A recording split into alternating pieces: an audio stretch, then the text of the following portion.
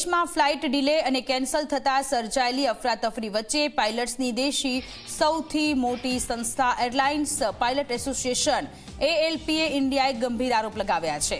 1 નવેમ્બરથી ફ્લાઇટના પાયલટ્સ માટે નવા ફ્લાઇટ ડ્યુટી ટાઈમ લિમિટના નિયમો લાગુ પાડવામાં આવ્યા છે, જે અંતર્ગત પાયલટના આરામના કલાકોમાં વધારો કરવામાં આવ્યો છે। આરોપ એવો છે કે આ નિયમોને નબળા પાડવા માટે જાણી જોઈને પાયલટની અછત ઊભી કરવામાં આવી રહી છે। સાથે જ એવી અપીલ કરવામાં આવી છે કે DGCA દરેક એરલાઇન્સને સ્લોટ અને શેડ્યુલ મંજૂર કરતા સમયે પાયલટની વાસ્તવિક સંખ્યાની તપાસ થવી જોઈએ। નવી ફેટિગ રિસ્ક મેનેજમેન્ટ સિસ્ટમ નીતિને ધ્યાનમાં રાખીને કડક નિરીક્ષણ કરવું। શું લાખો મુસાફરોની મુશ્કેલી પાછળ એરલાઇન્સની લોબિંગ ગેમ છે તેવો સવાલ પણ આ પત્રમાં કરવામાં આવ્યો છે। આ સાથે આ સ્થિતિ સર્જાવાની પાછળ પાયલટ અને ક્રૂ મેમ્બર્સની અછત તેમજ મિસમેનેજમેન્ટને જવાબદાર માનવામાં આવી રહ્યું છે।